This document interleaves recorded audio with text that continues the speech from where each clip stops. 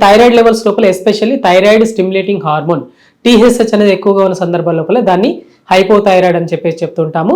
So ఈ టీహెచ్హెచ్ levels ఎక్కువగా ఉన్న సందర్భాల లోపల వెయిట్ గెయిన్ కావచ్చు, హెయిర్ ఫాల్ కావచ్చు, అండ్ పొట్ట చుట్టూ కొవ్వు పెరిగిపోవడం కావచ్చు, ఇవన్నీ కూడా మగవాళ్ళ లోపల చాలా కామన్గా చూసేటువంటి సిమ్టమ్స్ అనమాట.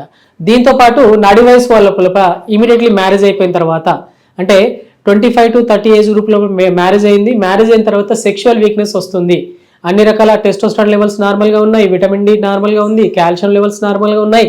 అయినప్పటికీ కూడా సెక్స్లో పాల్గొన్నప్పుడు శీఘ్రస్ఖలనం ప్రీమెచ్యూర్ ఎజాకులేషన్స్ అనే సమస్యతో బాధపడుతున్నట్లయితే థైరాయిడ్ సమస్య ఉందా లేదా అని మనం చూసుకోవాల్సిన అవసరం ఉంటుందన్నమాట.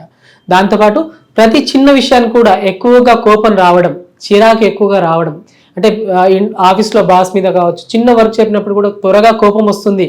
ఎందుకో అందరితో కంపేర్ చేసుకుంటే చిన్న విషయమే అయినా కానీ కొంతమంది ఎక్కువగా రియాక్ట్ అవుతూ ఉంటారు, చాలా కోపంగా ఫీల్ అవుతూ ఉంటారు, చాలా బాధగా ఫీల్ అవుతుంటారు. అలాంటి సందర్భాల లోపల భావోద్వేగం అంటే ఆనందాన్ని తట్టుకోలేకపోవడం, దాంతోపాటు కోపాన్ని తట్టుకోలేకపోవడం, అలాంటి సందర్భాల లోపల కూడా థైరాయిడ్ ఉందా లేదని మనం గమనించుకోవాల్సిన అవసరం ఉంటుంది.